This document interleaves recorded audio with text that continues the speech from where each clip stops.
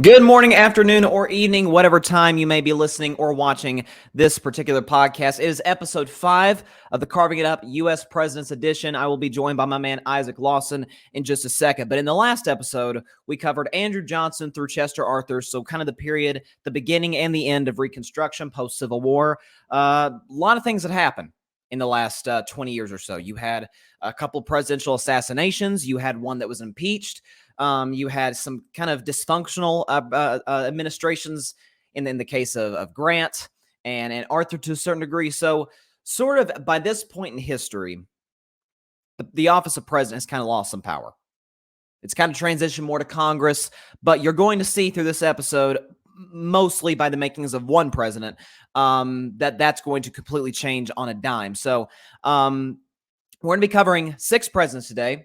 That would be Grover Cleveland, who you will see served twice as president, 2 non-consecutive terms. He's the only man to do that, as well as Benjamin Harrison, William McKinley, Theodore Roosevelt, and to finish it off, William Howard Taft. So without further ado, I'm going to bring my man on, Isaac Lawson, onto the Carving It Up U.S. President's Edition. How you doing, my man? I'm doing well. It's good to be here. It's great to be here as well. This is a really interesting time. It's really fascinating because we're transitioning from the 19th century to the 20th century. And just like sort of the times are changing, the technologies of the country are changing, the office of president changes, like I said, drastically. So what's kind of your takeaway, and what do you want sort of the listener or the viewer to take away from this episode, or what you think they're going to get from this? So I think during this era, what we're really seeing are kind of 2 trends. One is we're kind of seeing the presidency begin to kind of reestablish the power that it lost at the beginning of the Reconstruction era. And I think that we're also going to see kind of the beginnings of the modernization of America that'll ultimately be completed in, we'll talk about that in the next episode, with World War I. So I think that we're seeing this kind of transition into an America that is more of like a player on the world stage, and I think that plays into kind of the reestablishment of some of those presidential powers.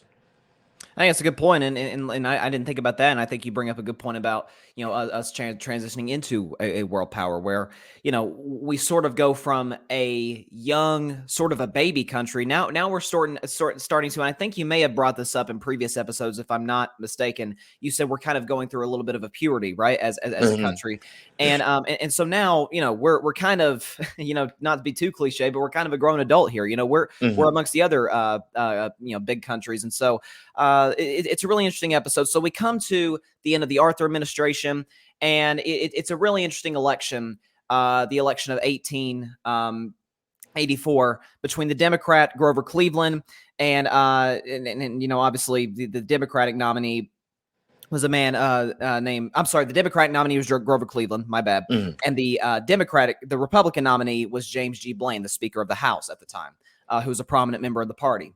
And so we kind of go back and forth, and it's almost like in some way like previous elections where morality does sort of come into the fray.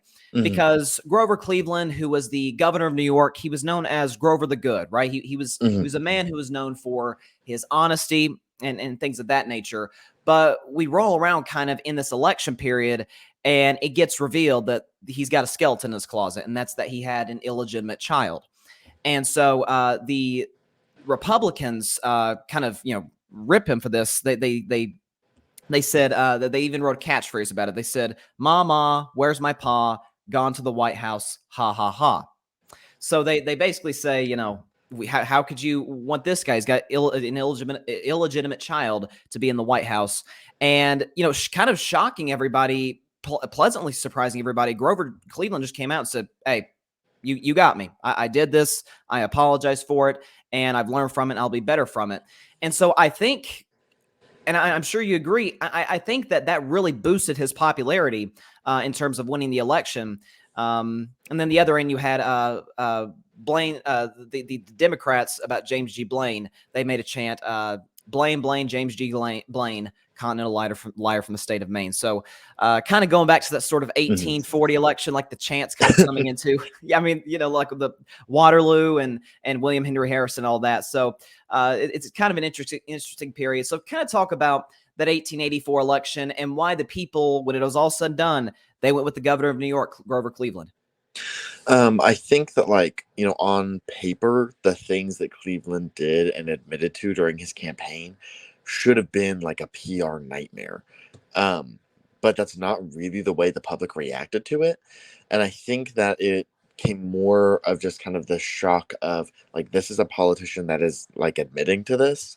And, Cleveland basically was kind of like, not a big deal. Like, whatever. And I think that, him having kind of a steady tone there and not panicking about kind of the accusations coming out and not panicking about him kind of being found out and doing this thing, and the whole scandal kind of getting out there, he kept a steady hand there. And I think the public just kind of modeled that, and they saw, well, he's not really concerned about it, so it must not be that big of a deal. And that obviously doesn't work for every crisis, but for kind of like what should be a PR nightmare here, when your opponent is kind of like freaking out and is like, this is the worst thing ever, and he's just like, yeah, probably shouldn't have done that. And Everyone's kind of like, oh, like, maybe like the Republicans over here are overreacting to this. And I think that that was something that I think in a weird way may have made him look presidential to the public, by just seeing him as this figure that was just kind of a cool head and was going to be straightforward with them. I think that that was something that appealed to voters.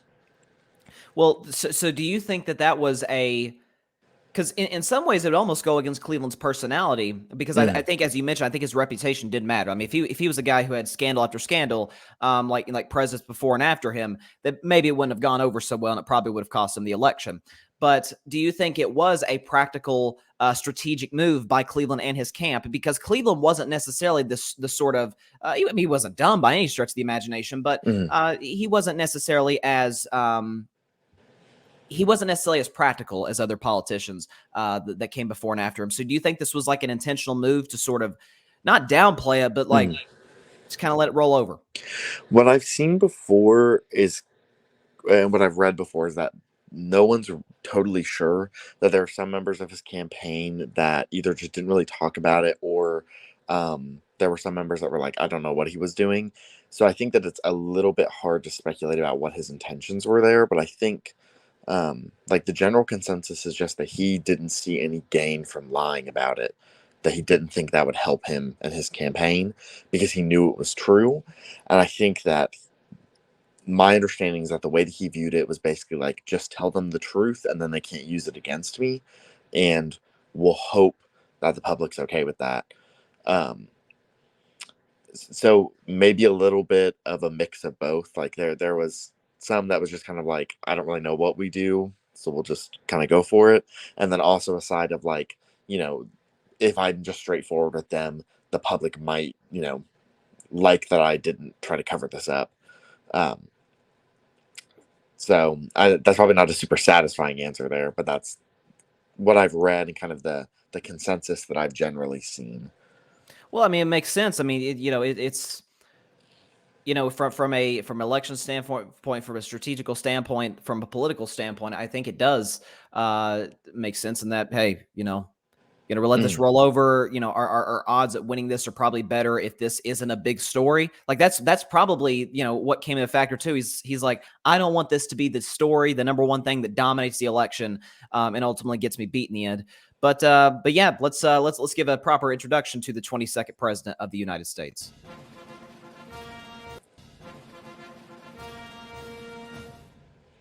Number 22, Grover Cleveland, Democrat, 1885 to 1889, 47 years old, from New York.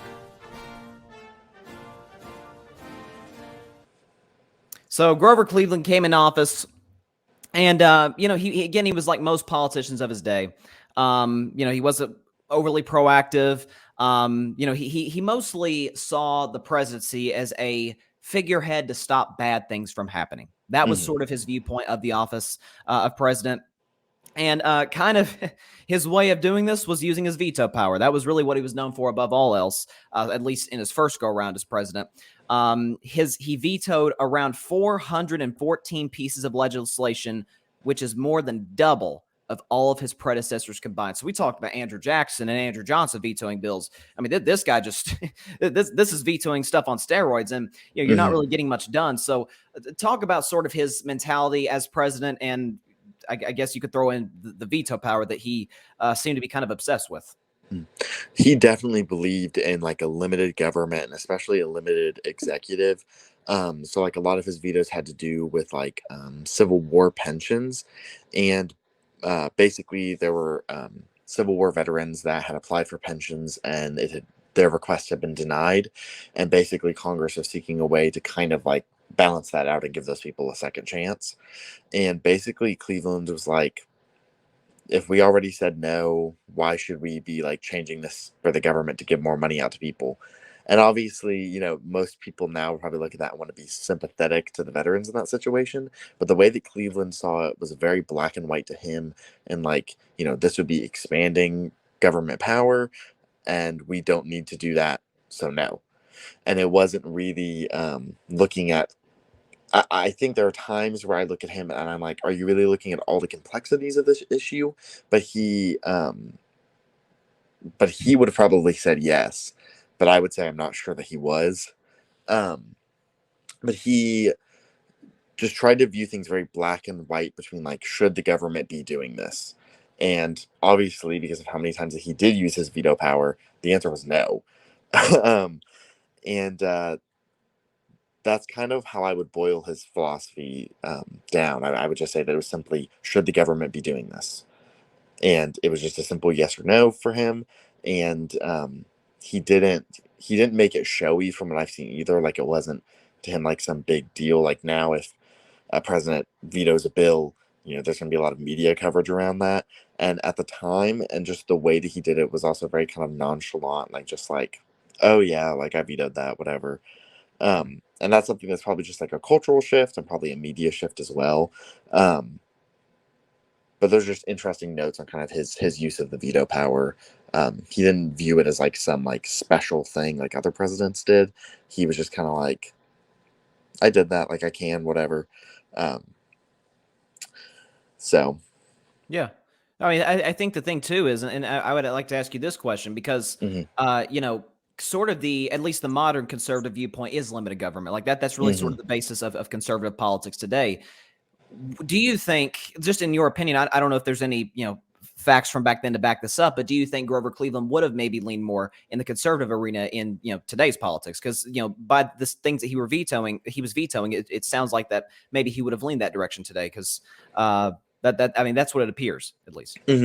So he definitely was more like conservative, especially at the time. Now we would view him as very, very conservative in his views for government. I think sometimes it's a little hard to compare to the modern parties because at the time you could have like both parties would have had like a progressive and conservative wing, and we still see some of that today. But now we view the parties much more like uniformly kind of sticking to one side, and that hasn't been the case for a long time in American history. He believed in like the principles and values that the Democratic Party of the day kind of was established and like pushing for, and that in his view lined up with his conservative agenda. So I think it's hard to say. I think that there are things with both parties that he definitely would not like and would not be on board with today. Yeah. So I'm not totally sure. He would definitely be a conservative though. Yeah. Yeah, I mean, I think it's fascinating, sort of the evolution, and again, we'll definitely see this with one particular president down the road in this episode. Sort of the evolution of the two parties and how they did sort of fluctuate and change, and how guys, Democrats like Cleveland or Republicans like some after him would have probably been in very, very different situations in terms of their the party they were affiliated with in 2022. So I think it's really interesting. But he. Ultimately, sort of his downfall would be that he never saw the presidency as a position to cause substantial good change. Like that was really never his viewpoint on things. He's a very self-reliant man. He answered his own telephone and doorbell at the White House. He wrote all the speeches, sometimes for better, sometimes for worse. He was also very similar to me, at least in reading about him, to James K. Polk, in that he'd work long hours. He sort of paid attention to the smallest of details. And apparently, he told one of his secretaries when it was 4 a.m, he was ready to go to bed. He told one of his secretaries, "quote Well, let's knock it off and call it half a day."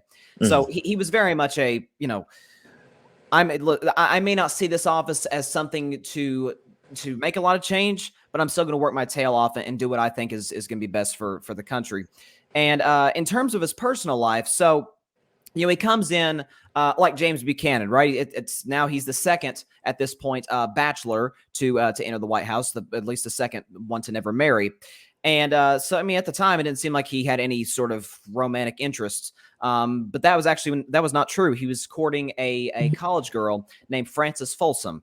And once she graduated, he proposed to her.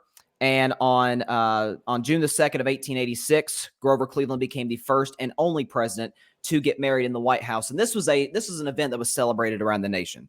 The new first lady comes in, and talk about like Frances's impact on the public and how it, at least for a time, I think, helped Cleveland's image. Mm-hmm.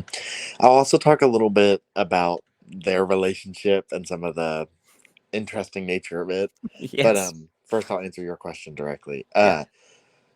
Part of it was just that she was young, she was energetic. She was just kind of someone who was like full of life. And, just the fact of like, you think about, this may not be the best comparison because it's a comparison to a monarchy, but the way that some people get like so obsessed and excited over like a wedding in like the British royal family. Okay. Like that was kind of the energy here. Like people were just excited there was going to be this wedding at the White House, and there was going to be a first lady that they hadn't had for several years, or at least under his first term. And it was just this kind of exciting moment, and it was something that people could fixate on, and it wasn't something that was political really. And she was just likable and fun, and kind of somebody that people wanted to root for. And I would say that like she was pretty popular amongst the public.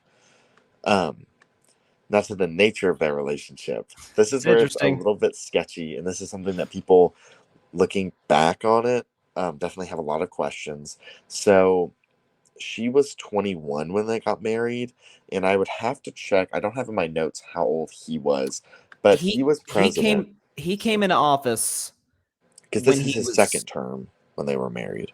No, I believe they got married his first term because he came in 1885. It was the first term, so let's see, he was born in 1837. Right. So he'd have been closer to 60 than 50. Yeah. So he's getting up there, and she's 21. So there's already probably some alarm bells going off to some of the listeners just up from that. But I hate to break it to them, it's going to get worse. So her father, Oscar Folsom, was very good friends with Grover Cleveland. And when after she was born, eventually her father passed away. And the first time that Grover Cleveland met his future wife, she was an infant, and he was 27 years old.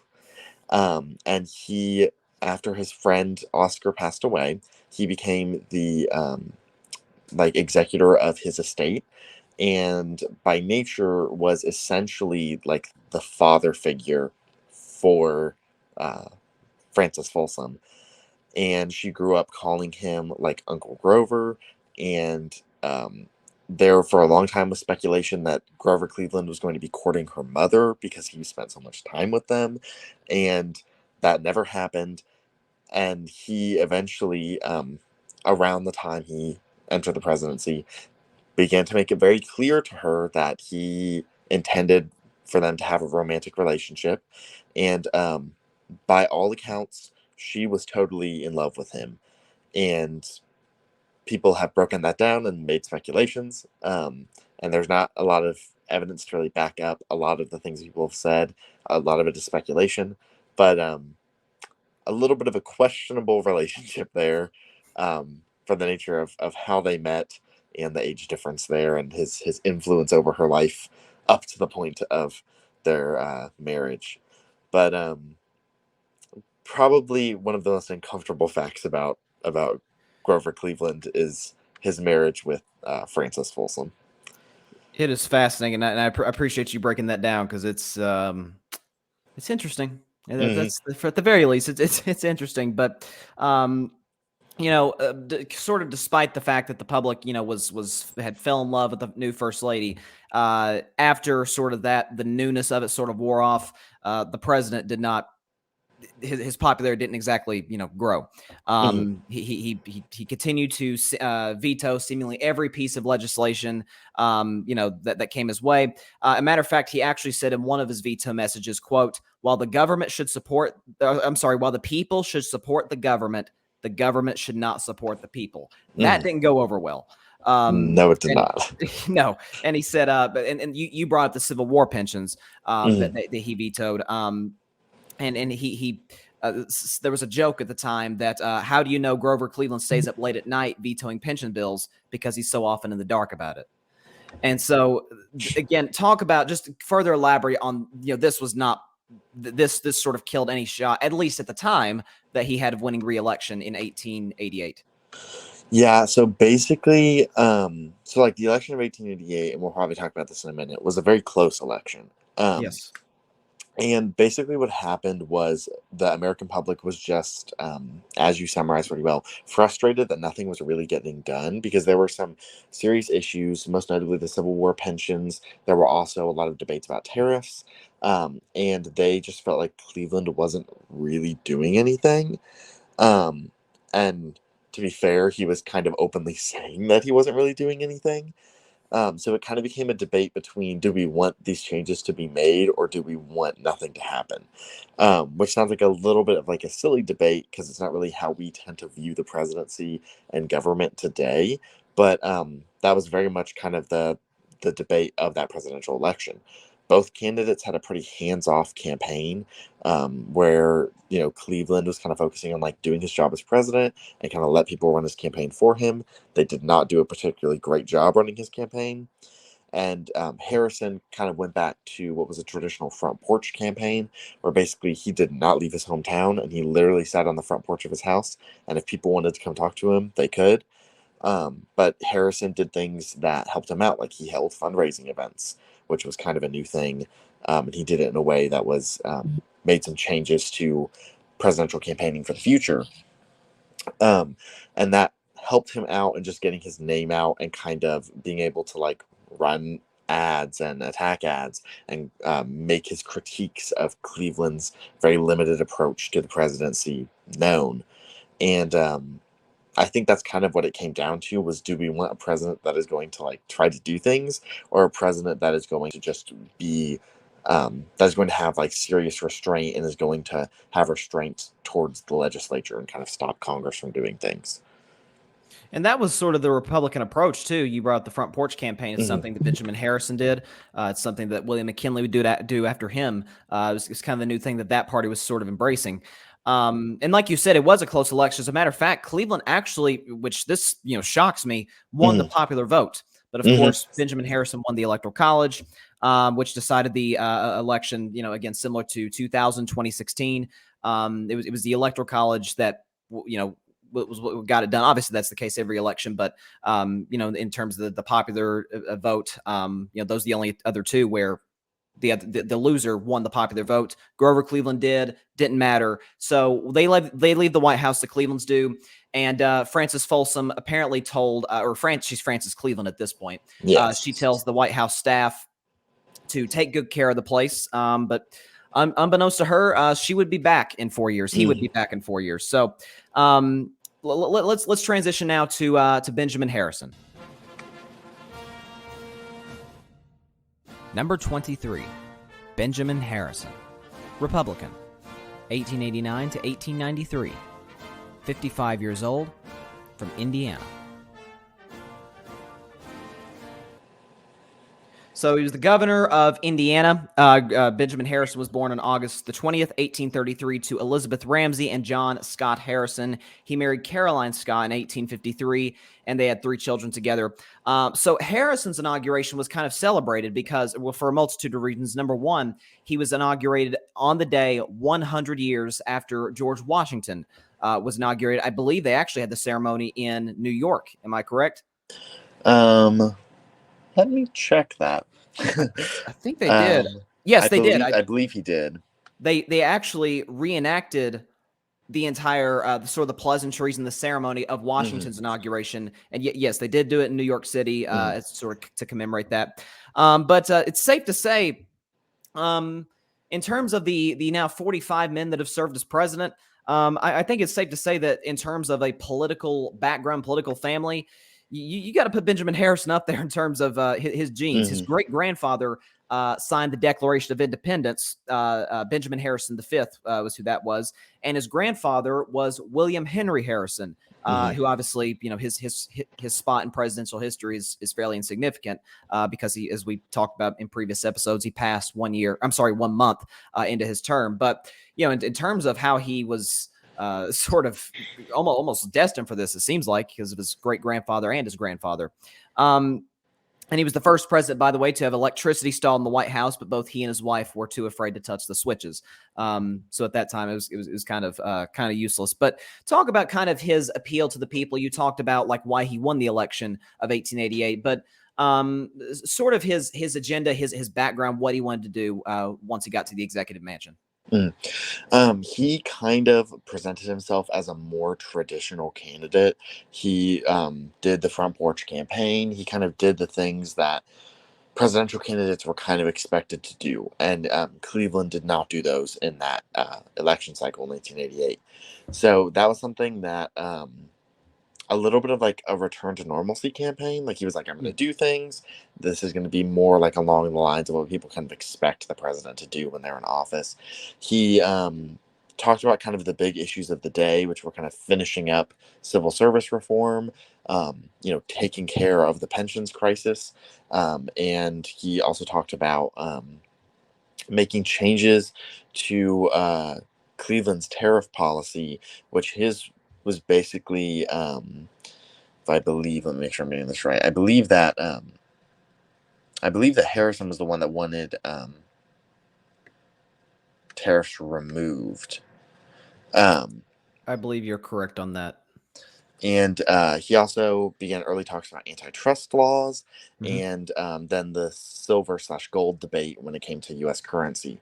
So he was kind of talking about what were like important issues, things that were kind of like on the minds of Americans during that day, and kind of what Congress had been debating. And him kind of talking about that was seen just as an opposition to Cleveland, who was not talking about those things. It was kind of trying to remain neutral. And, that was kind of the way he wanted to present himself, as someone who would be an active president, but a traditional president. And that was kind of the appeal that he tried to make to the American people. Yeah, and it's his sort of mindset was, as you mentioned, trying to transition into the future. You brought up the currency thing, the debate, which we'll get into later in his administration. But personality wise, he wasn't necessarily the most likable guy in the world. Matter of fact, people called him the human icicle, and he kind of had a tendency to sort of alienate people around him. So again, he wasn't necessarily the funnest guy to work with or work for, even to be around necessarily. But he presided over the country's first $1 billion Congress. And Congress passed the first comprehensive pension legislation in American history for Civil War veterans, which his predecessor Cleveland did not do. So that was where they differed sharply, and that's what Benjamin Harrison pushed and got passed.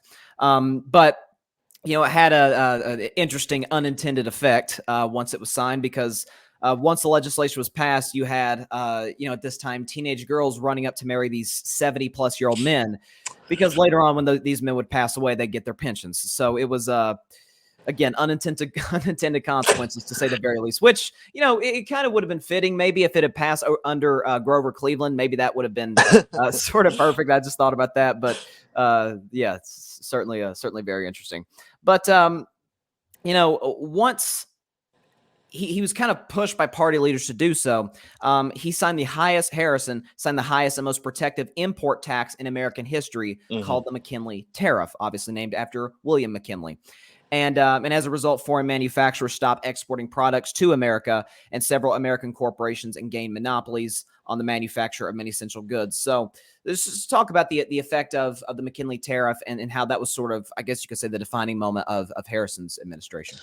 So the McKinley Tariff was supposed to be kind of a protectivist tariff to kind of protect the U.S.'s economy from kind of growing economies and jobs kind of being stolen from European powers was kind of the idea. It didn't really work. So like it did stop trade, obviously, and it slowed kind of the integration of European goods into the U.S. But what it did was kind of stall our economy, and it made goods more expensive. So basically, as cheaper goods were coming in from Europe and European colonies, those goods originally were coming in at a cheaper price than those produced in the U.S. because more of it was being produced by those European powers. When the tariff went into effect and those goods were essentially blocked from coming into the U.S., those that were able to come in had to cost a lot more than they did before. So because of that, U.S. goods were viewed as cheaper, but quality went down, and ultimately led to price battles and price wars that kind of stalled economic development. Yeah, and it was a pretty important thing at that time, and for Harrison, again we move forward to sort of the again because these people had no foreign competition, consumer products skyrocketed, which completely sank Harrison's popularity. So that just that was it for him. And it cost him the election. He interesting fact, which I mean we know, but I don't think we think of it in these terms. He's the only president to ever lose an election to his predecessor, which I think is very interesting. He's if you go on Wikipedia, predecessor Grover Cleveland, successor Grover Cleveland, which I think is an interesting fact. But I would like to make two more notes about his presidency, just some important things that happened, and one of them will play into this episode. One is that during his time as president, he put money into modernizing the Navy, which will come up when we talk about William McKinley. But putting it in, we had new ships were being commissioned, and they were of a new class, and that will play in again when we get to the Spanish-American War and William McKinley. Yes. And then another thing, just an important kind of footnote, something that happened while he was president, the coup against the monarchy in Hawaii happened, and Hawaii was ultimately annexed by the United States during that time.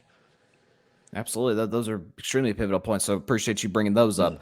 But Benjamin Harrison passed away on March the 13th of 1901 at the age of 67. And he was dealing with some lung issues. And so his final words were, "Are the doctors here? Doctor my lungs." So he kind of is one of the more forgotten presidents, maybe not in the group of a Millard Fillmore or somebody like that. But, when we think of presidents, he's probably doesn't come in the top 30. Yeah, I think it's fair to say. One thing I will always respect Benjamin Harrison for, and this is from the bottom of my heart, he's the last president to have a beard. So respect to Benjamin Harrison for that, because I have a great respect for great beards. All right, let's move on back to Grover Cleveland. As Jay-Z once said, "Allow me to reintroduce myself." Number 24, Grover Cleveland, Democrat, 1893 to 1897, 55 years old, from New York. So he's back, Grover Cleveland, back in the White House because he won on November the 8th of 1888 in a landslide, very different from the previous go-around. And the Cleveland family actually re-entered the White House, even certainly much more popular than they had left, because Grover and Frances had a young child, baby Ruth, came along. So again, sort of the youth at certainly the president's wife, sort of boosted his popularity, at least once he came back in. But I think we could all agree that the second go round of Grover Cleveland, in terms of him being in the White House, had to be worse than the first, Yeah. because 1 month into office, boom, the Panic of 1893 hits, Hmm. and again, it was a disaster. To this point, it was the greatest economic depression in the country's history, and tens of thousands were thrown out of work. So, in this if that wasn't bad enough, Cleveland's reaction to this next event was even worse. In protest, an army of the unemployed marched on Washington, which was the first of its kind, a large group of people marching on the Capitol. And when they arrived, Cleveland had all of them arrested for trespassing. So it sort of gave off this vibe like, dang, he doesn't really care what's going on right now. He doesn't care about the common man. And so talk about the Panic of 1893 and how Grover Cleveland just did not do a good job at all of handling it. So Cleveland knew that with any economic panic, the only way to get out of it, or one of the best ways to get out of it, is for people to not panic, which seems a little bit obvious, but it's easier for the economy to heal and the damage to be more controlled when people don't make irrational decisions and inadvertently make it worse. Um, Cleveland's attempts to try to calm people were to basically act as if nothing was happening, thinking that they would kind of model his confidence. And that just didn't work. He, as you said, was just viewed as kind of being out of touch and not really caring. For during the labor unrest and the Pullman strike, um, Cleveland just came off as extremely cold and just unsympathetic towards the views of these people who were either just struggling economically or had become destitute, and this made him lose friends in Congress, and it just kind of, I would kind of say it's the point where kind of the work of his presidency was ultimately kind of finished at that point. It was kind of clear that this wasn't going to go anywhere once he became so unsympathetic in the eyes of the public and of just the other elected officials of the day. There wasn't, I'm not sure there's much more he could have done after that to try to like turn his reputation around. And it's entirely possible. And there's some speculation even to this day. Personally, on a human level, Grover Cleveland may very well have felt sorry for these people. Mm-hmm. The only issue is he did not believe that the federal government had any right in sort of fixing the problem. And then that was, as you said, that was the public persona of him. Like he doesn't care. He's out of touch. He's not for the common man. Mm-hmm. And so that, again, that, like you said, it absolutely, sank his popularity and it really kind of sank his second term. But another critical issue of this time was the nation's monetary system. As you brought up previously, Eastern industrialists suggested gold, of which they controlled the supply of. However, a group, farmers, Westerners, and a grassroots party called the Populist suggested bimetallism, which promoted the use of silver and gold. And this kind of became the main political issue of the 1890s. And Cleveland opposed bimetallism because he believed that the solidity of the gold standard would end the Depression. And this sort of made Cleveland look like he was a pawn of the industrialists. And again, his popularity, just as if it wasn't bad enough, it just got worse. Mm-hmm. So just talk about that as this sort of new battle and what the U.S. currency should be. So this was an issue that was being heavily debated in Congress. It was very controversial. And Cleveland, as you said, put his foot down on the gold side. And it did a couple things. So there were some accusations of elitism from him because silver was seen a little bit more of like the common people's call for like a standard of a monetary system that would work better for them. And I think there was something to what Cleveland was saying, that the gold standard was more solid than the silver standard. But it just wasn't, the way that he articulated it was in a way that again just made him not look sympathetic to the plight of the people who were struggling economically, and he kind of refused to like debate his stance, and that hurt him in his view with that hurt him with his relations with Congress, because there were a large number of congressmen that were arguing for bimetallism or just for it to switch to the silver standard. And when Cleveland kind of refused to engage with him on that and had basically said, I've already made up my mind, again, these members of Congress just didn't want to work with him. They viewed him as someone who was unsympathetic to kind of the plight of their constituents and someone that didn't really want to get things done. And again, while I think that there are reasons why he believed those things, and I don't even think that all the things he did even necessarily wrong about them, I think it went more into the way that he characterized his views and the way that he interacted with the people around him that made him look unsympathetic. Yeah, and and we'll talk about this in the following episode. Mm-hmm. But it took a while once the Great Depression hit in 1829 when the stock market crashed. It mattered. Again, listen, the words of a president matter. How you convey your message. Herbert Hoover didn't do so well. I know we're kind of jumping ahead here, Mm-hmm. but Herbert Hoover didn't do so well at doing that. It took a while for us to get out of it, but the nation sort of bought into the message of FDR saying, we're going to do this. We're in this together. We're in this together. How you convey your message matters. Like you said, Mm-hmm. I think you hit the nail on the head. And Grover Cleveland just did not do a good job at all of this.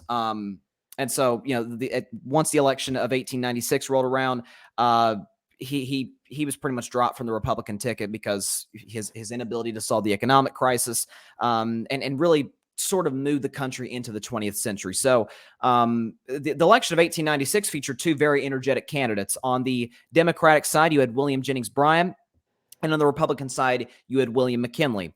And the latter wound up winning the election and becoming the nation's 25th president. But to finish up on Cleveland, because, again, we didn't do that in the first go-round because he came back into the presidency, he sort of left a legacy of one who wanted to move the country forward, but he wanted to do it while maintaining the status quo. And at this point, that was something that was kind of difficult to do.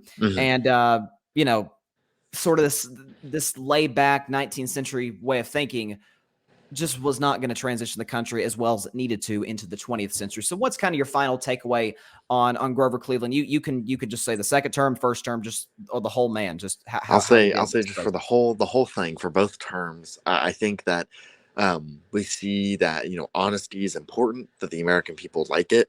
I think that they kind of like someone that they feel like is going to be real and blunt with them. And I think that also applies to a second term, that when someone is kind of viewed as unsympathetic and that they feel is not being upfront with them and is not really dealing with the issues facing the country, that they're going to reject them. And that I think is a good summary of Grover Cleveland's presidency. Whichever way you want to take it, I think honesty was the key issue. I agree. And at the end of the day, as a matter of fact, and we'll get to, his death. He passed on June the 24th of 1908 at the age of 71. And I think his last words kind of encapsulate what he was trying to do, but he just didn't have the right way of going about it. His final words were, "I have tried so hard to do right." Again, I really do think he did, but there was the way he conveyed his message. Like you said, honesty maybe wasn't quite as prevalent in the second term. And again, he was sort of the last of the 19th century presidents, even though we had one more 19th century president, and that was William McKinley. Number 25, William McKinley, Republican, 1897 to 1901, 54 years old, from Ohio. So William McKinley takes over. First of all, he was born on January the 29th of 1843 to William McKinley Sr. and Nancy McKinley. He married Ida Saxton in 1871, and they had two children together. Again, the sort of late 19th, earliest 20th century, and we'll certainly see this with William McKinley's successor, was sort of big personalities, big policy, big promises, sort of. And William McKinley was sort of a guy who, on the other hand, he was a short man at about 5'7", and he had an incredibly calm demeanor. He was actually the last president to serve in the Civil War, and so he was a very calm, relaxed guy. Was very wanted to make his decisions rationally. He wanted to really think on them. So talk about William McKinley, the perception of him in the American public, and just sort of the way he carried himself and how he ran the country?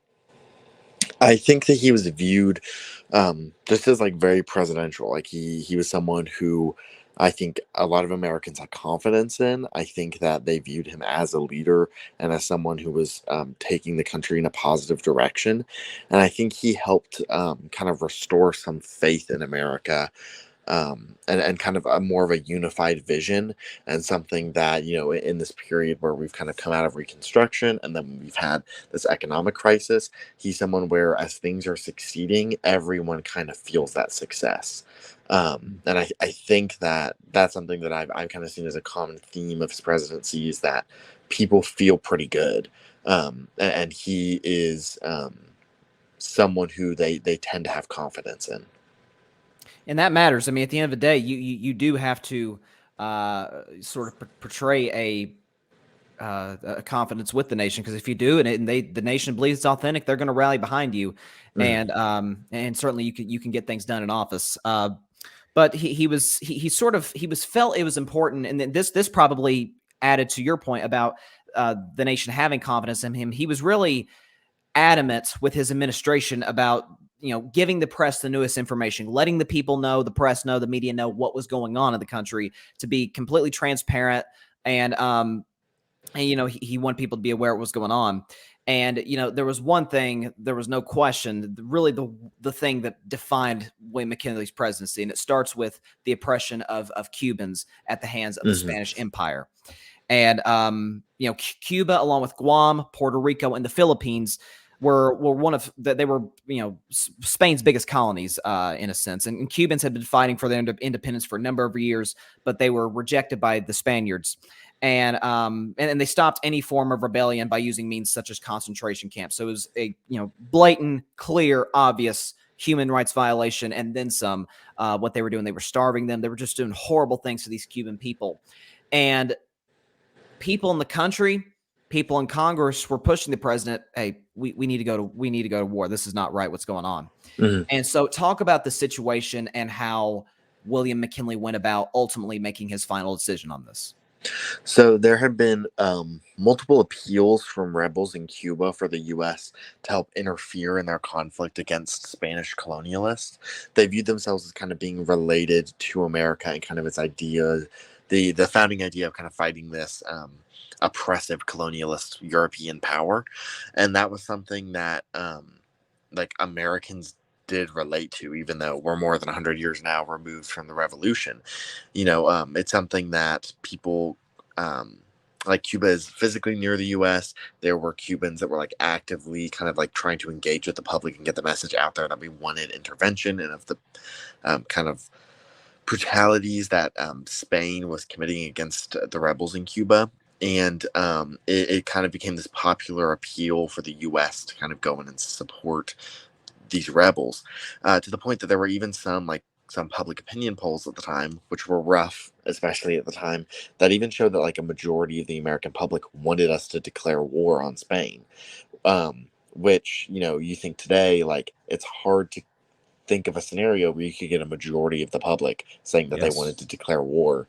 Um, and at first McKinley tried to kind of like hold out on them. Like, he was someone that was like, we can resolve this through diplomacy, and tried to kind of like work things out with Spain to try to get them to kind of let Cuba gain its independence on its own. And that didn't really pan out.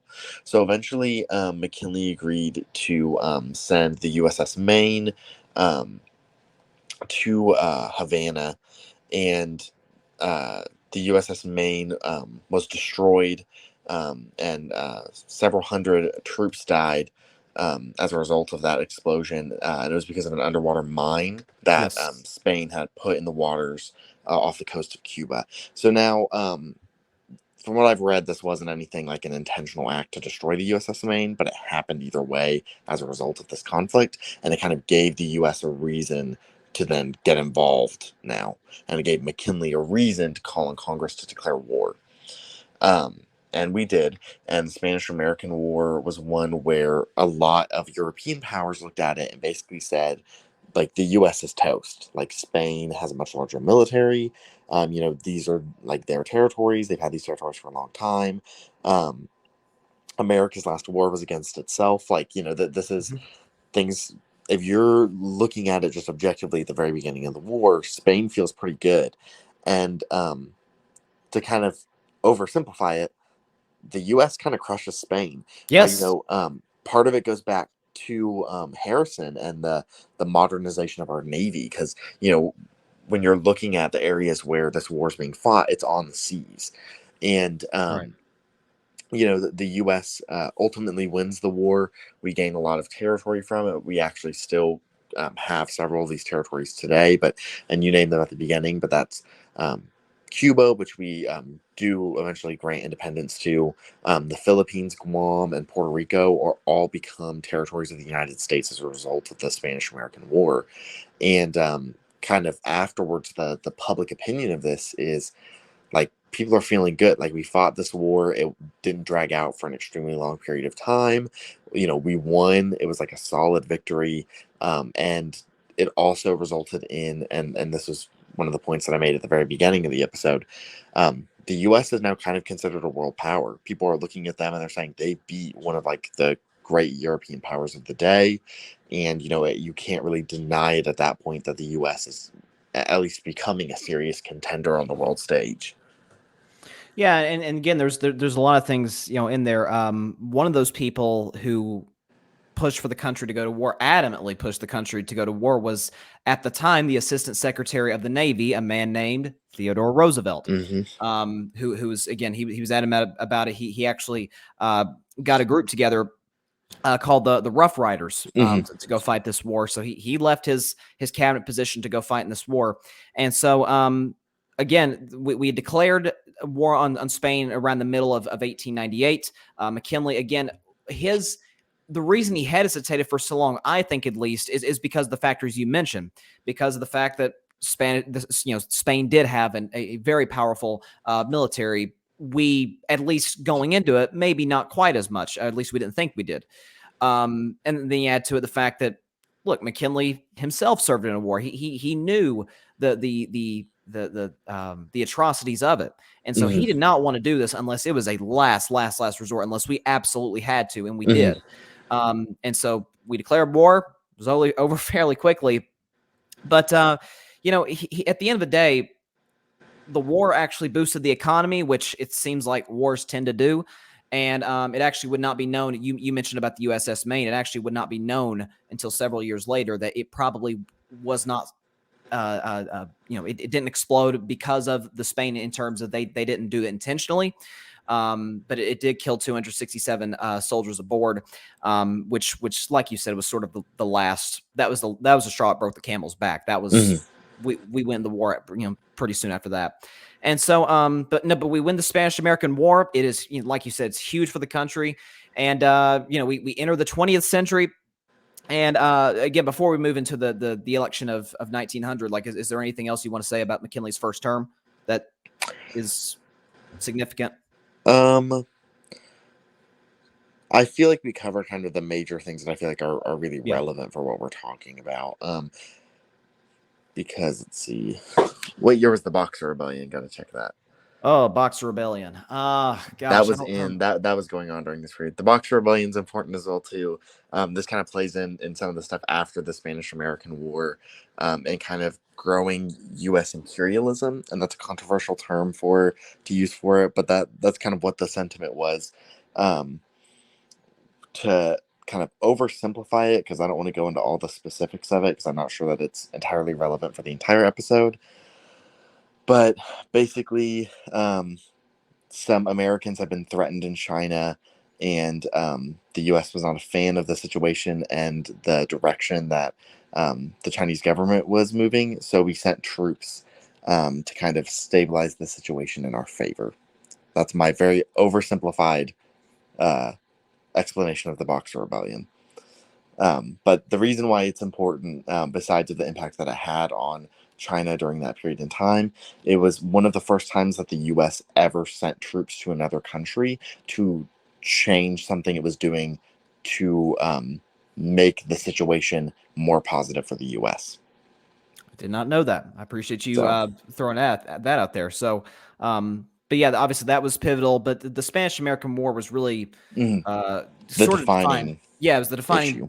issue of McKinley's first term, and really when it came down to his entire presidency. So he runs for re-election in 1900, and he actually chose none other than Theodore Roosevelt to be Mm, his running mate. And do you think obviously McKinley was extremely popular at this time, so I don't think he could have chosen probably you or me and still won the election. mhm, But do you think at least a sort of the broad appeal, because fellow Republicans with William McKinley, they were just, this guy cannot be the vice president. He can't. mhm, The president cannot be a heartbeat away, and then this guy steps in yeah. because he's big personality, big ideas. And they didn't necessarily want to go in that direction. But do you think, in your opinion, or at least by what happened at that time, that Teddy Roosevelt becoming William McKinley's running mate did help him win decisively in 1900? I think that Teddy Roosevelt did help. So part of the reason he was picked was to help appeal to progressives, um, which we'll get into that when we talk about Teddy Roosevelt in a minute. So part of it is just that political angle of kind of trying to rope in and kind of secure support of another side of the party. But he also was viewed as someone, he had helped fight in the Spanish American War. He had kind of prior political experience. He was young. He was very energetic. He was popular. And they kind of picked someone that people knew, that the public was familiar with. And they put him up there because when people saw Teddy Roosevelt's name, they knew who he was and they liked him. So it was kind of pairing McKinley, who was calmer and not as like flashy, with someone who's very flashy, and it helped to balance out the ticket, personality wise and politically a little bit.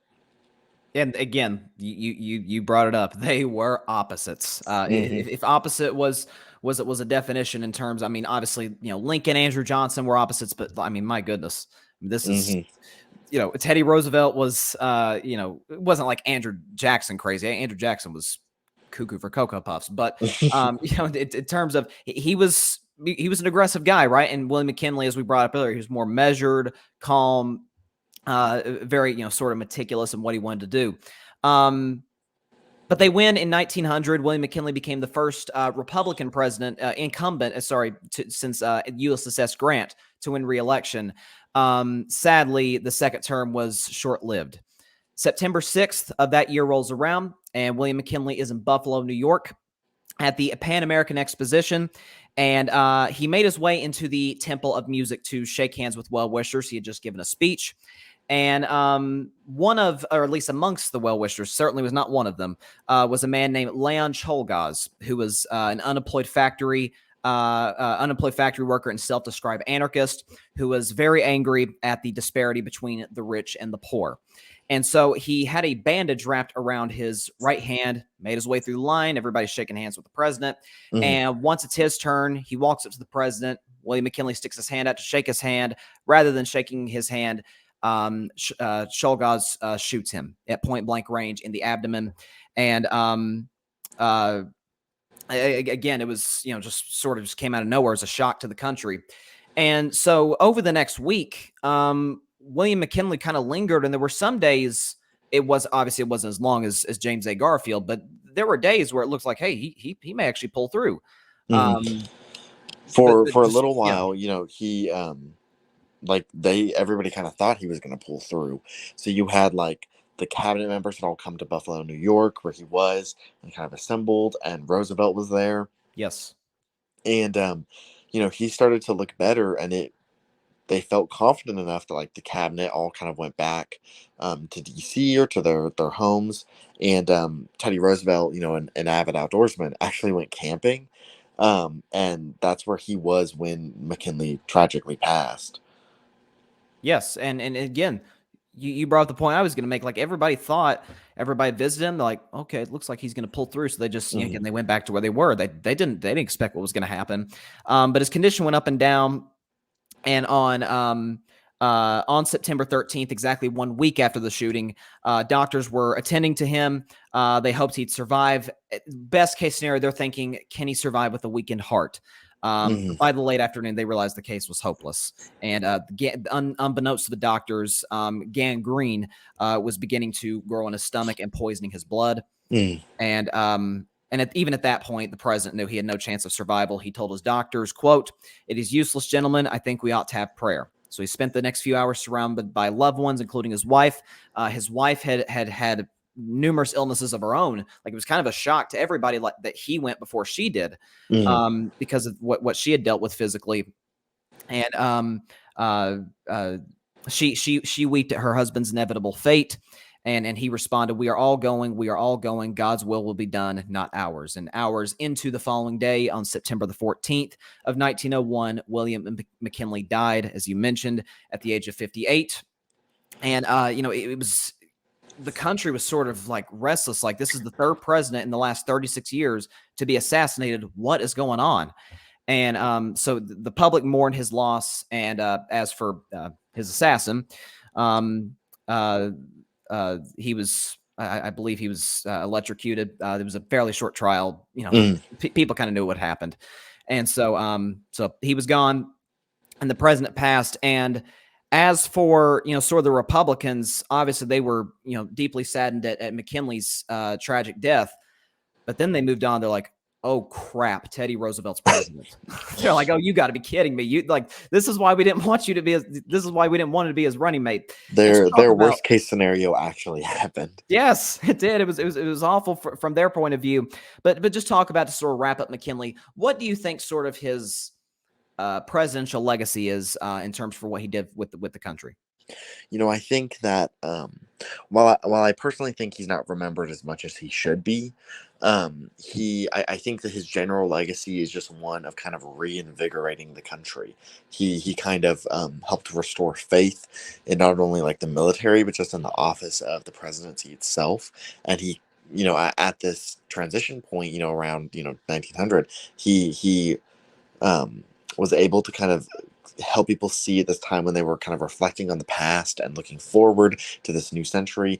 He kind of encouraged them to have like a hopeful vision of what was to come. And I think that it was necessary for America to kind of move into the modern world.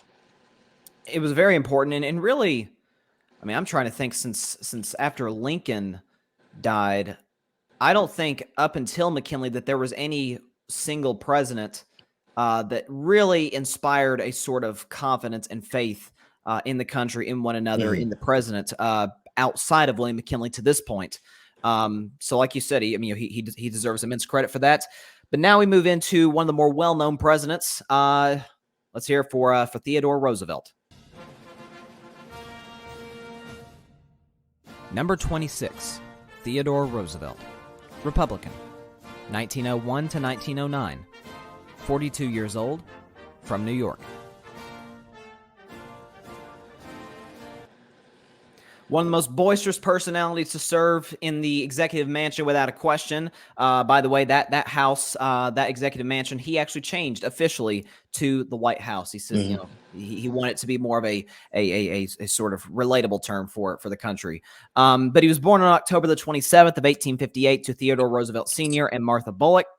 He married Alice Lee in 1884, and they had one child together. But tragically, she, along with Roosevelt's mother, died on the same day in the same house. And he would remarry a woman named Edith Caro. I hope I'm pronouncing her name correctly. And they would have 5 children together. So, again, probably the most, at least early in his administration, the most well-known fact about him is that he was the youngest, and to this day, the youngest person to come into office. Again, John F. Kennedy was the youngest to be elected president. Teddy Roosevelt was the youngest to assume the presidency after the assassination of McKinley. And again, as we touched on for a moment there, the Republicans' worst nightmare had come to fruition. Teddy Roosevelt was, no longer a heartbeat away from being president. He was president. He was president. And so, but again, he renamed the executive mansion the White House. He added the West Wing. And I think it's safe to say he was a complicated figure. He was a Republican who kind of went against the grain. He, as we'll get into throughout his presidency, and I think even through his successor's presidency, very progressive in his views. Again, very much not like many members of his party, but his entire mission was to do what he felt was best for the American people. That was what drove him. He, unlike a lot of presidents, loved the job. He loved being president of the United States, and he was very energetic. You brought that up earlier about when he was McKinley's running mate in 1900. He was very energetic. He wanted to be doing something. If it was reading, if it was exercising, he wanted to be doing something. He didn't want to just sit around and eat Funyuns. I mean, he had a very very much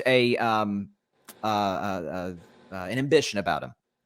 And so this was a time in history, again, that we talked about with McKinley, where the politicians are very boisterous, and McKinley didn't really fit that mold. Teddy Roosevelt very much did. So talk about the public perception of Roosevelt and how he sort of went about doing things as president. Teddy Roosevelt was someone who kind of during his time, on the campaign trail for vice president, was viewed as someone who was very just energetic and kind of like a popular hero of the Spanish-American War. I feel like there's no other way to describe him as just like the man had to have like ADHD. He was always doing something. He hated being still.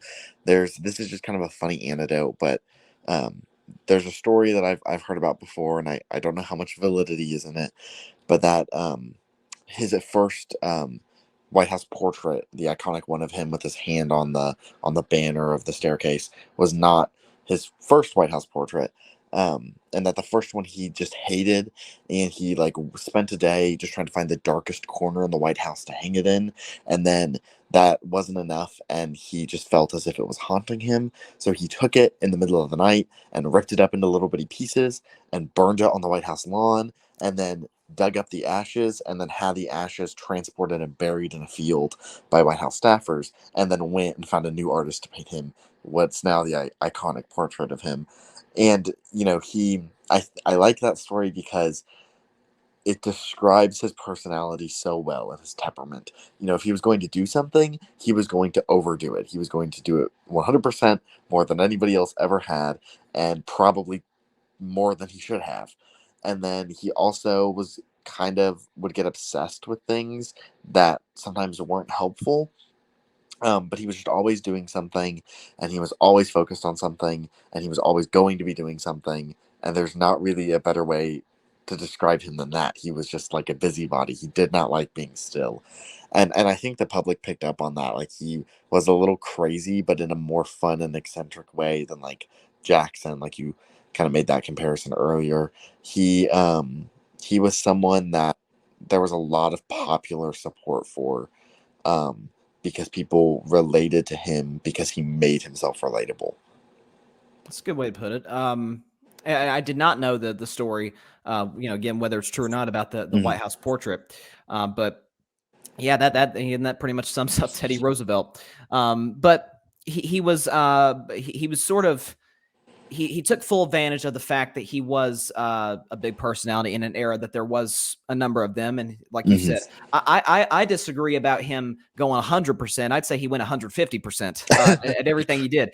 Like you said, he overdid it. He if he did something, he wasn't going to half, what he was going to go all in. And he actually became during his time in office, he was the first president to fly in an airplane, own an automobile, and dive in a submarine. So again, embracing the new technologies of America that's coming in at the beginning of the 20th century. And so right off the bat, once becoming president, really, in my opinion, I think the one thing that I would say at the top of the list that defines him in office was he goes after what's in his mind the nation's biggest evil, and that is the unbelievable gap between the rich and the poor. And corporate America was his biggest enemy. And he believed that industrialists wielded too much power. And 5 months, just 5 months into office, he sued J.P. Morgan, the country's most powerful financier. and his Northern Securities Corporation to halt its monopolization of the Western railways. And the case went all the way to the Supreme Court, and in a close decision, the court ruled in favor of the government, and Morgan's monopoly was crushed. And so this was a real battle between these two heavyweights, and just talk about how this, I'm sure, skyrocketed Roosevelt's popularity and appeal amongst the American people. Roosevelt was, very against cronyism, and he viewed a lot of these kind of big businessmen of the day as just not caring about their workers and as treating them inhumanely. And he thought that a lot of kind of work reform needed to be done just to kind of establish rights for the working class. And he also viewed kind of monopolization, which was something that was happening increasingly at the time, as just being unfair and cheating the American people. So, when he became president and he used the Sherman Antitrust Act, I believe still more than any other president in American history, and basically just targeted everyone. So like I one of the most famous examples is against Standard Oil, where he forced it to break up, and most of the big oil companies today are still former parts of Standard Oil when it was broken up by the Sherman Antitrust Act during Roosevelt's presidency. He targeted them, and his goal in the end was basically just to make things fair for the American people. And whether that was by kind of breaking up monopolies so that there would be competition so that capitalism could kind of function properly, or whether it was just kind of demanding that these businessmen allow their workers to either unionize or kind of respect the rights of their employees. He was an advocate for them in a couple different spheres there, and I think I would agree with you that I think that this is one of his most enduring legacies. Absolutely. And he kind of got the reputation for being a trust buster, Hmm. but really more than anything, he was more of a trust regulator, Hmm. because he didn't want the JP Morgans of the world, the Rockefellers, he didn't want them to hold too much power, certainly as opposed to the rest of the country, the rest of the people. And Hmm. he knew that sort of large size in industry was something that it came with the territory of the Industrial Revolution, but that people controlled the affairs in the nation, not the big business, but the people. And Hmm. despite his victory over Morgan, there were still a number of societal issues. There were no highways, sanitation systems, or welfare, and 1 out of every 5 children worked in a factory, mine, or sweatshop. Hmm. And so again, this didn't fix everything. The battle and the victory over Morgan. And so, again, working conditions in general, by the way, were terrible, Hmm. especially on coal miners. And because of this, coal miners actually went on strike in 1902. And so this was a huge deal, because without coal miners, the entire Northeast was going to freeze. And so, talk about what Roosevelt did, because he said, okay, we got to put this to an end. We can't have our whole country freezing to death. But talk about what he did and how he, dealt with the situation. He did something that no president had ever done before during a labor strike, and he um, had the government intervene, and he negotiated with the coal miners. And that was revolutionary, and it's something that presidents since have actually followed his example. Not all, but some have, of kind of reaching out to these people and having the government kind of intercede to help work things out between employees and the employer. Especially when it comes to something like, at the time, coal, which was a national security thing. Like it was needed for the welfare of the country as a whole. Um, and I think that's just taking this to a little bit of a larger level, um, brought in even more kind of the way that Roosevelt appealed to the common man, because he took them seriously, and I think Mm. the coal strike is a good example of that, because he took kind of the needs of the coal miners seriously, and was more sympathetic to them than he was with their employer. But I think that it was significant culturally, not just because the government was for the first time kind of interceding in a case like this, but also that he was becoming more and more viewed as kind of this popular hero of the working man. And that's something that presidents have played on before him and have played on since then. But he wasn't even like necessarily trying to just get that support. He was doing what he thought was right, and he naturally sympathized with them, and the public recognized that through his actions, and that kind of strengthened his popularity. Absolutely. And, again, this boosts his popularity because, coal miners went back to work, conditions were improved. And, and again, he said, I might, like you said, from his perspective, my ultimate mission, regardless if it's popular, if it's not, help the American people in any way I can. And the country, he believed, he had the self-confidence to know the people are going to see what I'm doing. And when they do, I'm going to stay in office. We're going to continue to do good things. And again, there were so many pivotal moments in this man's presidency because he wanted to do so many things and did so many things. But another pivotal moment in terms of foreign policy was he believed that the country should have a canal through the Central American Isthmus owned by Colombia. And he believed that this particular canal, the Panama Canal, as it became known as, could help America in many ways, such as if, say, the East Coast was attacked, the West Coast would be able to get there, fairly quickly. And the Colombian government didn't necessarily agree with Roosevelt. Not that they were against the canal, they just didn't like the price that was being laid out on the table. And so Teddy Roosevelt being Teddy Roosevelt. He backed a local revolution and helped build the nation of Panama in exchange for the right to build a canal in that area. So just discuss that whole situation. Again, it goes back just real quick. It goes back to what he like you brought up earlier. If he was going to do something, he was going to do it. Come hell or high water, he was going to do it. Yeah, there's no one. I really genuinely believe that there's no other president that could have pulled something like this off than Teddy Roosevelt. Just because I think no one else was like crazy enough to do it. And it's one of those things that like it's so crazy that it might just work, and it did.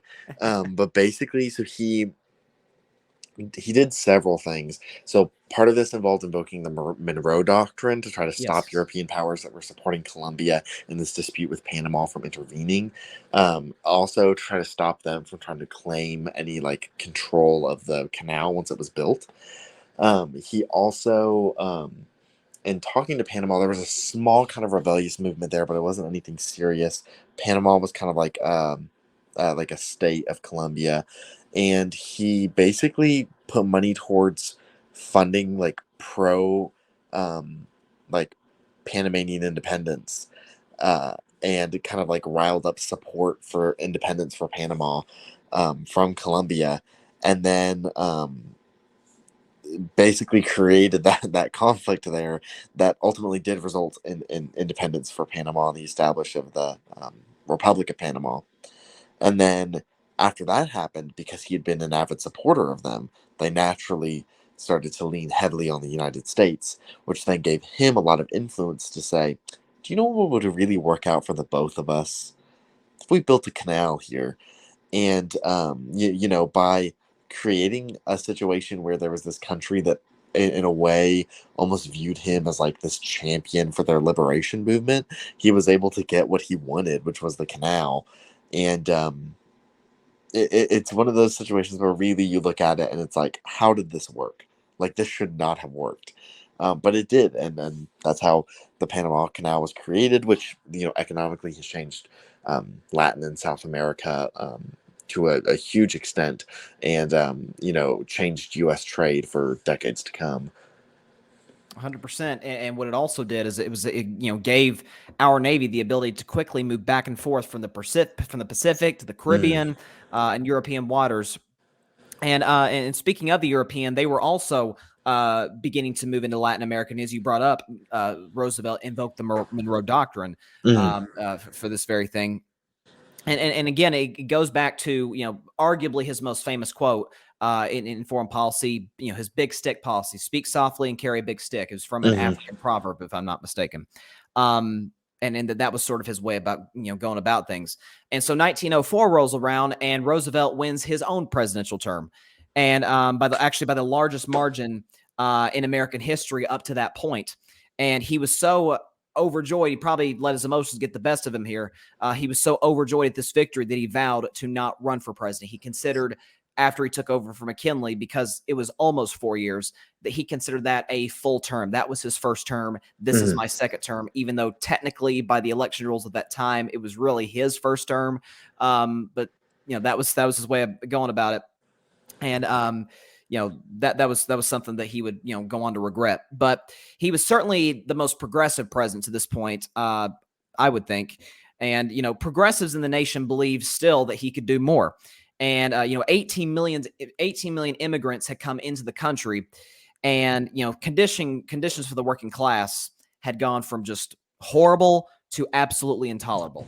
Mm-hmm. And again, they were horrible. And in order to expose how bad the working conditions were, specifically in a Chicago meat plant, author Upton Sinclair published The Jungle, and this book sent shockwaves throughout America.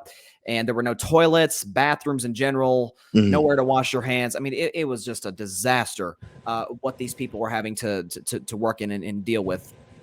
And so talk about the legislation that Roosevelt got passed in order to fix this problem.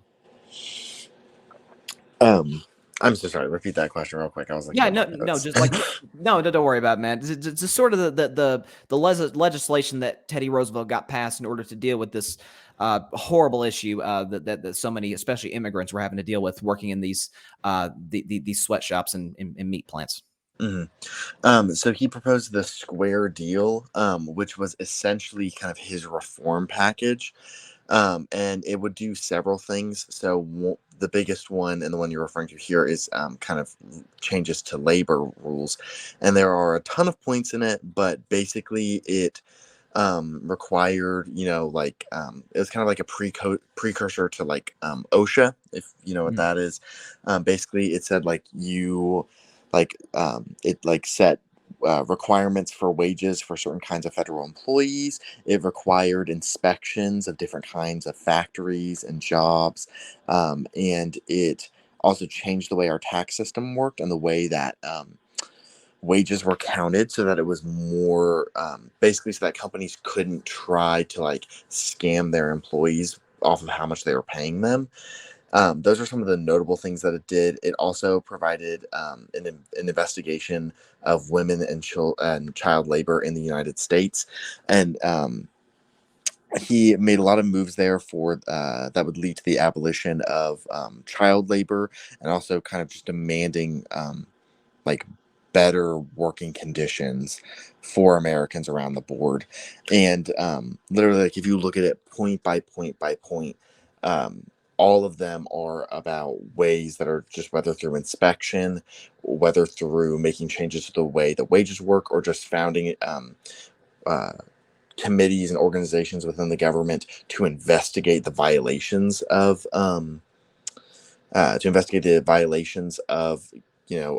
working conditions. And by exposing them to the public, he kind of pushed these companies to reform their ways and treat their employees with respect. Absolutely. And again, part of that Square Deal was the Meat Inspection Act and the Pure Food and Drug Act of 1906. And by the way, in that same year, Roosevelt also created the Antiquities Act, which halted the destruction of the American landscape. I think personally, this is one of the accomplishments that Teddy Roosevelt doesn't get enough credit for. Was that there was talk about possibly the Grand Canyon being destroyed, certain national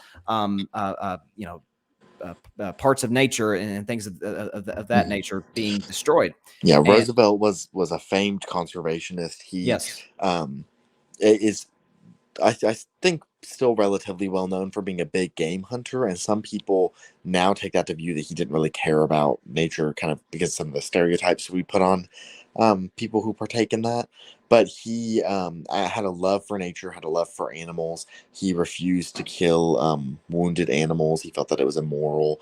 He loved nature, like we said, when McKinley was assassinated, he went camping because that's just what he did.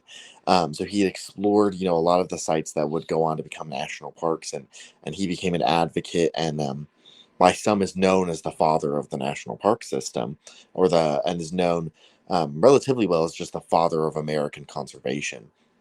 he pushed for these sites to be protected by law, and I think that's something that is a major credit to him. There's a national park that is in one of the Dakotas that is actually named Theodore Roosevelt National Park after him. Because of his advocacy and work as president to preserve these landmarks. Yeah, and when it was all said and done, he preserved 230 million acres of land. So again, this piece of legislation was just huge for preserving all kinds of things. And so in terms of his legacy, again, we covered a lot with Teddy Roosevelt because there's a lot to cover. And he's certainly well known as one of the greatest presidents that we've ever had. I thought I was thinking, okay, how do I sort of define his legacy personally? I thought an author who writes a lot about Theodore Roosevelt, a guy by the name of Douglas Brinkley, I thought he put it well. He said, Teddy Roosevelt's legacy is alive when you go and visit our many national landmarks, or when you wash your hands, you don't have to worry about the water being contaminated, or when you grill a hamburger, you don't have to worry about the meat being grilled killing you. And so it's these things that obviously continue to this very day that Teddy Roosevelt deserves a ton of credit for. So what's sort of your sort of view on Teddy Roosevelt as a president?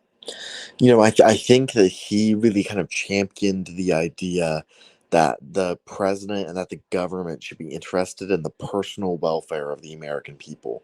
And I think that idea, while to a lot of people today is just kind of expected, was revolutionary for a president to really take an interest in that.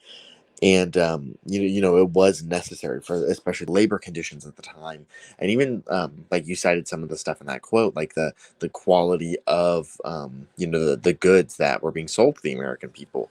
And he was kind of the first one, I feel like, to kind of turn the lens back on ourselves and focus on how the American people were doing at home, and not just in relation to, and to blame economic issues not on like European powers, but to blame them on kind of these big business owners within the U.S.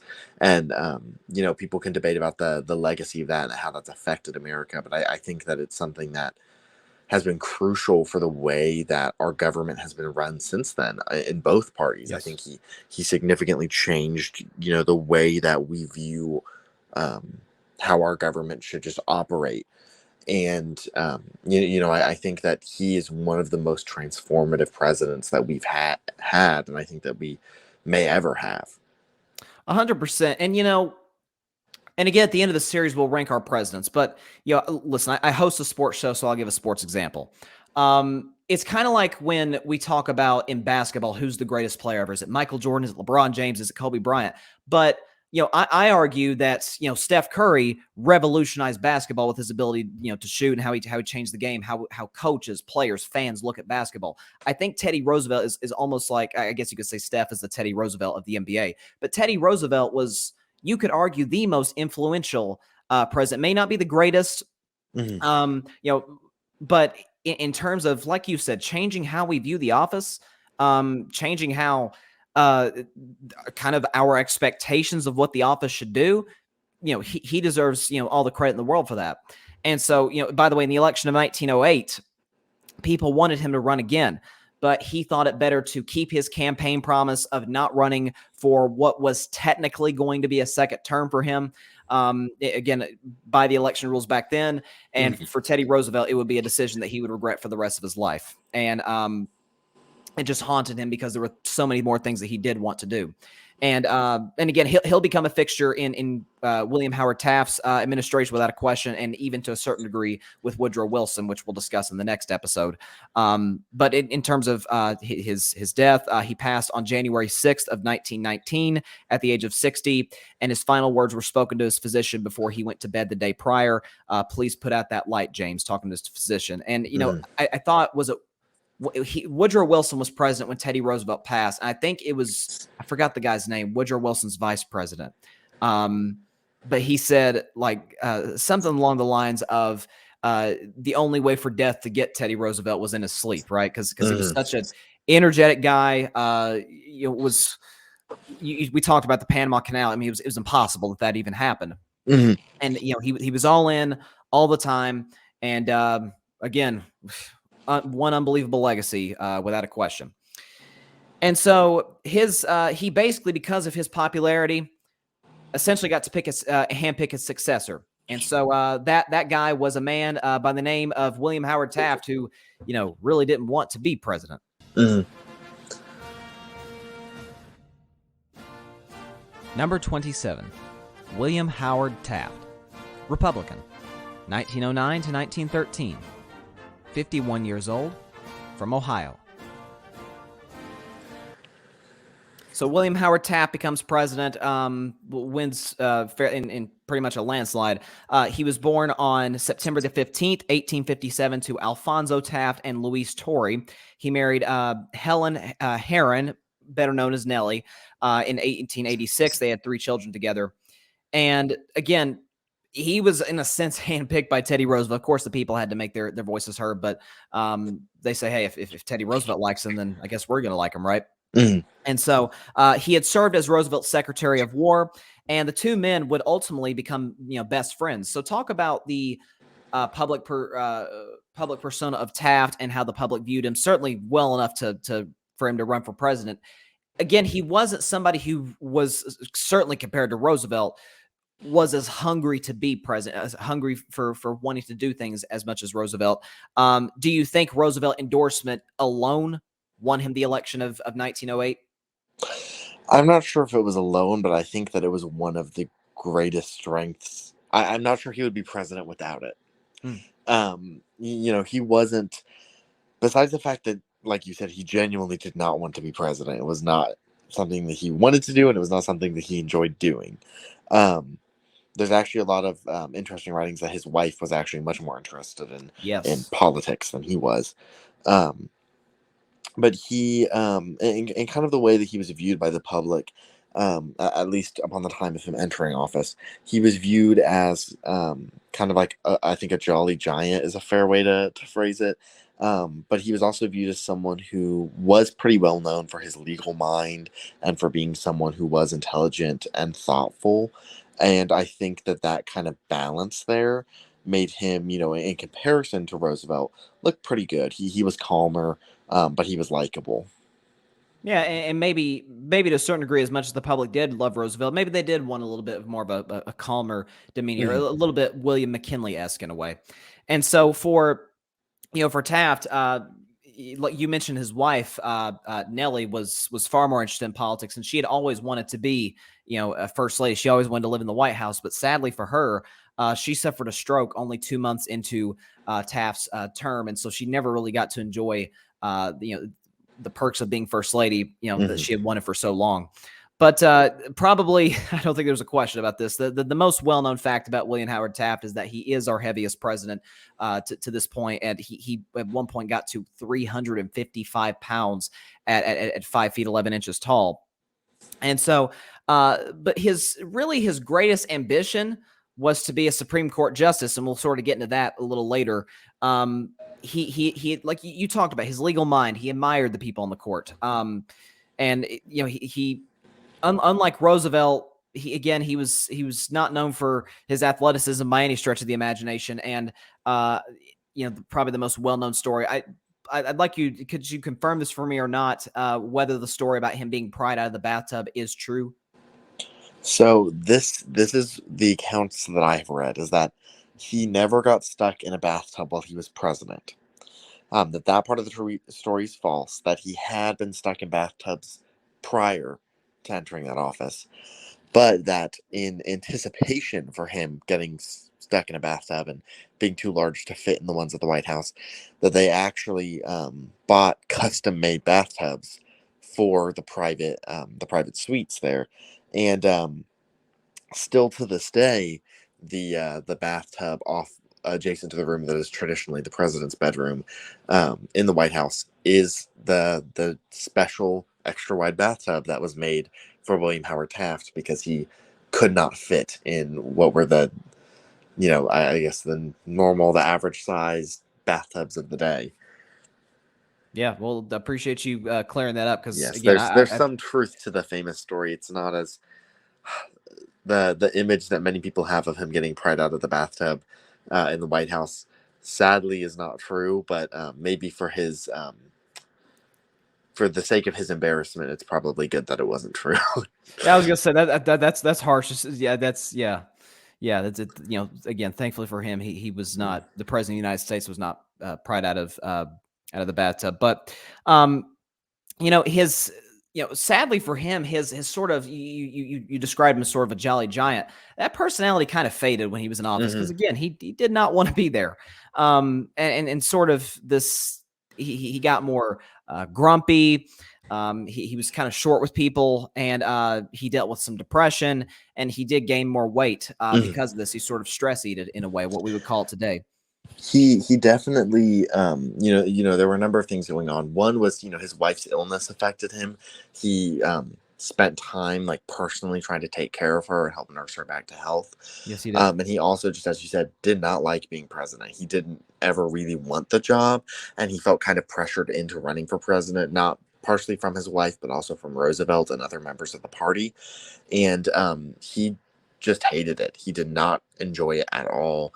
But he felt like, he had to do the best that he could do. And that definitely did affect his view and the way that he treated people during that time. Even the only thing, I've read some writings about this, the only thing he really enjoyed doing were judicial appointments. When he got to appoint people to the courts, he loved being involved with that and being able to discuss with these legal minds and look into how they would impact the court system, which again shows where his passion really was. Yes. And it just wasn't with the work of the executive branch. No, not at all. And again, that was what he loved to do most. That he had a legal mind. He wanted to be a Supreme Court justice. And but it doesn't surprise me at all that the fact that you mentioned that he did enjoy that part far more than any other aspect of being president. But he was kind of a typical 19th century president, but in the 20th century, maybe not as passive as a guy like Cleveland, for example, but someone who just flat out did not like the having to deal with the legislative branch and what came with being executive branch. It was the judicial branch that he enjoyed the most. And, he hated making decisions. He usually reserved those for his cabinet. And, just in general, he believed the president's job was to simply uphold the Constitution. Obviously that's in the oath, but he believed that was kind of where it ended. And, funny enough, he actually continued a lot of Roosevelt's progressive policies, especially that regulated monopolies. One could argue he probably regulated monopolies more than Roosevelt did. So he certainly continued, to do those things. And so, before I move on to the, we'll touch on the election of 1912 more in the next episode, but I'll kind of skim over it. But is there anything else you want to say about Taft? Any major things that happened in the 4 years he was in office? Not really. I will make one note on the election of 1912. About the bathtub rumor. The rumor that he was stuck in a bathtub in the White House was started by Teddy Roosevelt during that election cycle. Shocking. Which again, I feel like probably more appropriate to touch on that split in the next episode, as it'll affect that more. But would it be okay if I gave just a little wrap up on William Howard Taft's kind of legacy and go future? ahead. So in the 1920s, he was appointed by President Warren Harding as Chief Justice of the Supreme Court. And by all accounts, this was the happiest period of time in Taft's life. He was overjoyed. He loved the position. He eventually retired, which was something that he did because of some health conditions, and he was just getting older. But it was something that he, even in writings, would occasionally having regret done because he just loved the job so much. And, he was the only president to serve in the judiciary and and as president. And his role as Chief Justice, you saw just a lot more. His legal mind really had time to shine. And I think that really, if I were to boil him down, his legacy, I think it's clear that he didn't want to be president. And I think based off of his own writings, he didn't really want to be remembered as president. He wanted to be remembered as Chief Justice Taft and for the work that he did in the judiciary. And I think that in my mind, the only way to appropriately end discussing his presidency is to talk about how he was Chief Justice, and that even though, his time as president was not a good time for him and was not necessarily a great time for the country either, that, his story does kind of have a happy ending. Yeah, it does. And by the way, because he loved that job so much, when he did leave office in 1913, and I'll touch on sort of the uh, uh, just the disintegration of him and Roosevelt's relationship, because it really is kind of Hmm. sad. But he actually lost a ton of weight, Hmm. before eventually being appointed by President Harding to be in the Supreme Court, to be Chief Justice. And by the way, he actually is the only president to have served in the White House, and he delivered the oath for two presidents, Hmm. for President Coolidge and for President Hoover. So I think that's an interesting nugget in history. And again, we'll touch on sort of the broad aspect of the 1912 election, but just focusing more on he and Roosevelt's relationship during and after this, because again, they were the best of friends, and this is why Roosevelt kind of endorsed Taft to be president. But he didn't like being president, talking about Taft, but he didn't appreciate that his every single move was being scrutinized by Teddy Roosevelt, Hmm. which really, in my opinion, is the only reason that he even ran in 1912. He said, "Look, you're not going to disrespect my character like this. I'm not going to go down without a fight." And so the two fought, and were in a tug of war for the Republican nomination, which Taft ultimately won because Republicans preferred his more conservative policy beliefs. And so Roosevelt, and again, we'll get into this later, he began a new party, this and that, but sort of their relationship just plummeted because, and it really, let's be honest, it was because of Teddy Roosevelt. He Hmm. deserves all the blame for this matter. He called his former best friend a fathead, a Hmm. dimwit, and a man with brains of 3 guinea pig power. And the criticism reportedly hurt Taft so much that at one point he broke down into tears. And so, just kind of sad how they went from the best of friends to Teddy Roosevelt making this personal beyond personal, Yeah. and take a shot at his character. But to kind of talk about what happened between those two. Roosevelt basically just felt like Taft had kind of betrayed and gone away from his progressive agenda, and that his legacy was not really being upheld. And it kind of became a growing resentment over the course of Taft's presidency. And some of it, I think you could say pretty clearly, was just lack of communication. Like, Roosevelt wasn't really advocating these things, and he also had a hard time accepting that he also wasn't president anymore and he was not the one making these decisions. Um, and he took out that anger heavily on Taft. There is a story that I read once about one of his first campaign stops in 1912. Teddy Roosevelt was near the Mexican border, but he rode onto the stage on a donkey and was wearing a sombrero and smoking a cigar, which is very much Teddy Roosevelt.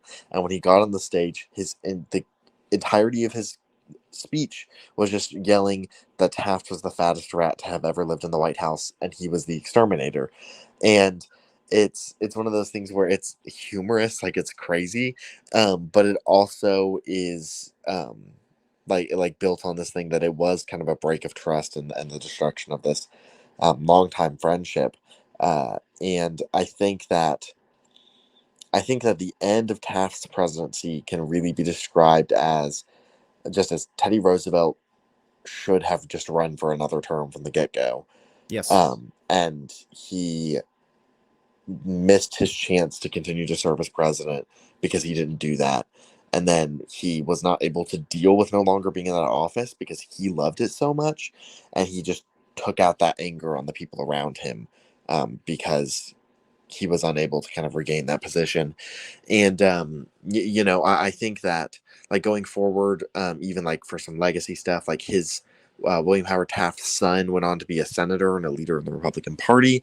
And you even see kind of the inklings of this break between the progressives and the conservatives, Yes. and siding with Taft and Roosevelt helped set the path for the Republican Party becoming more conservative.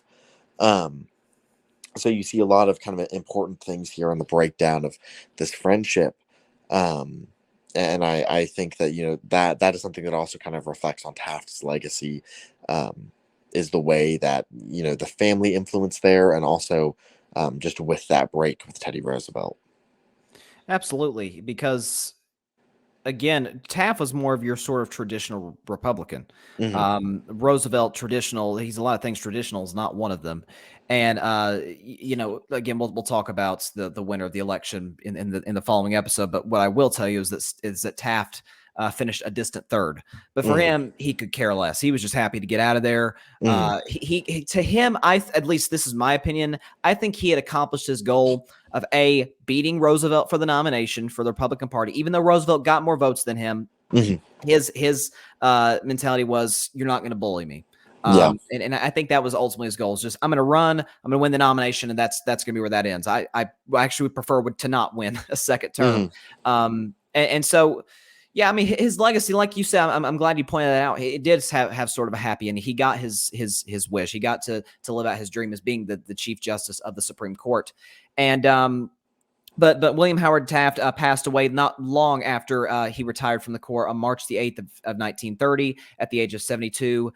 His final words are unknown, and he was the first president to be buried at Arlington National Cemetery. So there's a little fact in there. So again, this was a very fascinating era of presidents. I would say certainly more than the Reconstruction period, which is a lot of bland personalities who maybe some are kind of ill-equipped to handle the situation. That's the case, I think, early in this episode with Cleveland's 2 terms and Benjamin Harrison. But McKinley's kind of transitioning us into the 20th century. Roosevelt completely brings us into the 20th century. And Taft, even in his own way, kind of continued that, despite his sort of 19th century president personality. So talk about just sort of your final takeaways from this episode, covering 6 terms, 5 presidents, obviously Cleveland kind of throwing a wrench in that. But just talk about sort of a takeaway from this episode and what we've discussed. I think kind of like what I said at the beginning, we've seen kind of the modernization of America and the beginnings of the modernization of the presidency. We've seen the shift. We've seen the shifting of the perspective of whether kind of these domestic issues are in relation to European powers or whether they are just domestic issues. We've seen a shift in that America is viewed as a legitimate world power and a serious contender when it comes to those European nations. And then we've also seen the political parties start to realize that they're going to have to begin to more narrowly define their beliefs, and we're going to see that more in the next episode. They're laying the groundwork for a lot of the modern American political system and a lot of the modern kind of world order with America as a world leader. And I think that modernization is kind of the word that I would use to describe this era. It's well said. And last question I'll ask you, because boy, there are a lot of major issues that come along in this next episode. What is kind of your preview for next week's episode of the Carving It Up U.S. President's Edition in terms of the issues, the new issues now that the country is going to be dealing with? I think we're going to start some of the real beginning of like the civil rights movement is going to start to we're going to start to see that begin to develop, and it won't come to fruition until later.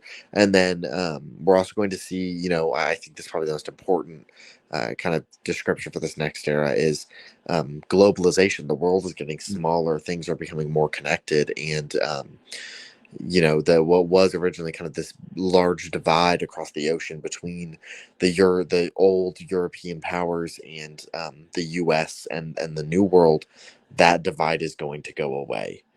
And I would say this is kind of maybe the establishment of the West is coming up, and kind of this union between these different countries of shared values.